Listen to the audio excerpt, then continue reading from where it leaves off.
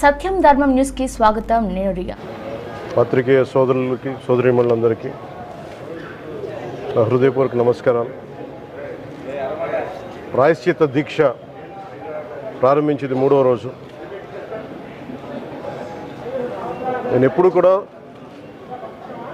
చాలా చిన్న వయసు నుంచి సనాతన ధర్మాన్ని పాటించేవాడిని. మా ఇష్టదైవం ఆంజనేయ స్వామికి ఎప్పుడు రామభక్తులం. మేము ఎప్పుడు భక్తి, ఆధ్యాత్మికత ఇవన్నీ కూడా ఇంట్లో ఇది మా స్వవిషయం అని చెప్పి ఎప్పుడు దీన్ని లోపలే పెట్టుకుంటాం తప్ప, లేదంటే అవసరమైన సమయాల్లో, పూజా సమయాల్లో, పండగల సమయాల్లో చెప్పుకుంటాం తప్ప దీనిని ఈ రకంగా చెప్పుకునే పరిస్థితిని ఎప్పుడూ మేము అలవాట్లేదు. ఈ సగటు హిందువులో ఉన్న విధానం ఇది. ఎందుకంటే ఈ దేశంలో ఉన్న సగటు హిందువుకి ఎప్పుడు భయం ఉండదు. సగటు హిందువుకి ఏ రోజు కూడా ఇంకొక మతం మీద కానీ ఇంకో వ్యక్తి మీద కానీ ద్వేషం ఉండదు. విజయనగర సామ్రాజ్యం నుంచి అరబిక్ వ్యాపారులు ఇక్కడ గుర్రాలని అమ్ముకోవడానికి వచ్చి, విజయనగరం మహారాజుల గొప్పతనం ఏంటంటే సనాతన ధర్మాన్ని పాటించే వాళ్ళు గొప్పతనమైన వాళ్ళు వచ్చి అడిగింది ఏంటంటే, మాకు ప్రార్థించుకోవడానికి మాకు మస్జిద్ లేదు అంటే ఆయన కోట ప్రాంగణంలో మస్జిద్ కట్టించారు. సనాతన ధర్మాన్ని పాటించే వ్యక్తి తాలూకు విలక్షణం. అలాగే అనేక మంది సంస్థానాలు కానీ అందరూ కూడా పోర్చుగీస్ నుంచి వచ్చినా, ఎవరు వచ్చినా, క్రిస్టియానిటీని తీసుకొచ్చినా కానీ అందరికీ సమానంగా ఈ దేశం తీసుకుంది. పార్సీల్ని తీసుకుంది లోపలికి, జొరాస్ట్రియన్స్ని తీసుకుంది. ఏ మతం వచ్చినా లోపలికి తీసుకుంది, ఇముడ్చుకుంది తప్ప ఇంకో మతాన్ని ఎప్పుడు ద్వేషించాల. కానీ ఈరోజు నేను మాట్లాడుతుంది ఈ ప్రాయశ్చితం దేనికి, దీక్ష అనుకుని నేను ఎప్పుడు మీ అందరికీ తెలుసు. 5 సంవత్సరాల వైసీపీ పాలనలో ఇదే దేవాలయంలో కనకదుర్గ అమ్మవారి రథం తాలూకు మన సింహాలు మాయమైనవి, కొన్ని ఇబ్బందులు, తప్పులు జరిగినాయి అంటే ఒక్కొక్కరు ఎలా మాట్లాడారు వైసీపీ నాయకులు. వాళ్ళెవరు ముస్లిమ్స్ కాదు, హిందూస్ కాదు, వాళ్ళెవరు ముస్లిమ్స్ కాదు, క్రిస్టియన్స్ కాదు, హిందువులే అందరూ. పొద్దున్నేస్తే తాళ్ళు కట్టుకునేవాళ్ళు, బొట్లు పెట్టుకునేవాళ్ళే. కానీ ఒక తప్పు జరిగింది, ఒక అపవిత్రం జరిగింది అంటే పదవులు అనుభవిస్తూ ఉన్నవాళ్ళు, పొద్దున లేస్తే గుళ్ళకి వెళ్ళేవాళ్ళు, వీళ్ళు అపహాస్యం చేస్తూ ఉన్నారు, వీళ్ళు వెటకారం చేస్తూ ఉన్నారు.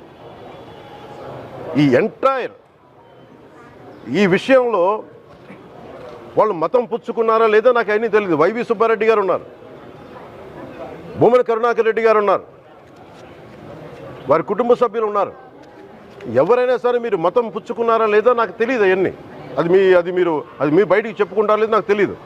నేను అది కూడా మాట్లాడట్లా. కానీ మీరు బాధ్యత తీసుకున్నారు. మీరు హైందవ ధర్మాన్ని కాపాడుతానని మీరు బాధ్యత తీసుకున్నప్పుడు కాపాడాల్సిన అవసరం మీ మీద ఉంది. బోర్డుని మీరు స్థాపించారు, మేము స్థాపించాల. తప్పులు జరిగినాయి. తప్పులు జరిగితే వైఎస్ జగన్ గారు ఏం చెప్పాలి? ఒకవేళ నాకు తెలియకుండా మేము ఆయన బ్లేమ్ చేయట్లా. కానీ మీ ఆధ్వర్యంలో జరిగింది, మీరు కాన్స్టిట్యూట్ చేసిన బోర్డు వల్ల జరిగిన తప్పిదాలు ఇవి. మేము ఇవి కనుగొన్నాం. ల్యాబ్ టెస్టులు ఇవన్నీ మేము ఆటలాడతామా? ఇవన్నీ వీటితోటి, సెంటిమెంట్స్ తోటి మాకు బాధ్యత లేదా? నేను నిజంగా కనుక చాలా బలమైన సనాతన ధర్మాన్ని పాటించేవాడిని. చిన్నప్పటి నుంచి, పొద్దున్న లేచినప్పటి నుంచి రాత్రి పడుకునేదాకా మా ఇంట్లో రామనామం ఉండేది, రామ జపం ఉండేది మా ఇంట్లో. అలాంటి రామభక్తులం మేము. కానీ రామతీర్థం విగ్రహాన్ని, రాముడి విగ్రహాన్ని శిరచ్ఛేదం జరిగినప్పుడు ఒక సగటు సనాతనవాదిగా, సగటు హిందువుగా, సగటు రామభక్తుడిగా బయటకు వచ్చి చాలా గొడవలు చేయగలం సత్తా ఉన్నవాడిని గుర్తుపెట్టుకోండి. ముఖ్యంగా వైసీపీ నాయకులకి, నన్ను విమర్శించే దేశ యావత్తు నన్ను విమర్శించే ప్రతి ఒక్కరికి తెలియజేస్తున్నా, గొడవ పెట్టుకోవాలంటే చాలా బలంగా గొడవ పెట్టుకోవాలి. కానీ నాది పేదవాళ్ళ కష్టాలు, క్రిమినలైజేషన్ ఆఫ్ పాలిటిక్స్, వీటి మీద మేము మాట్లాడతాం, వీటి మీద తప్పించాం. ప్రజలు బాగుండాలి, కాన్స్టిట్యూషన్ వాల్యూస్ని అప్హోల్డ్ చేయాలి, రాజ్యాంగం బాగుండాలి, వీటి కోసం తపన పడేవాళ్ళం. కానీ సెక్యులరిజం పేరు మీద, secularism is not one way, it's 2 way. Secularism అంటే కూర్చోబెట్టి ఒక్క సైడ్ నుంచి వచ్చేది కాదు, అన్ని సైడ్ నుంచి రావాలి. ఇది చాలా ఆవేదన కలిగిస్తుంది. కొన్ని దశాబ్దాలుగా చూస్తున్నారు ప్రతి హిందువు.